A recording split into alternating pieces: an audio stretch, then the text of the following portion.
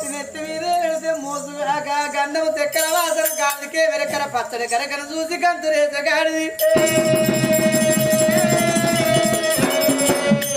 ఆగసరము కాట నాగుకే ఎరక సెత్తల్ల వండేటి చెడుగులకే వెరక మరే ఓ కన్న తల్లికే ఎరక పిల్ల కుట్టు నొప్పి కరుణ తల్లికే వెరక నేను నా బిడ్డకు నేనే పాట పాడుకుంటానమ్మా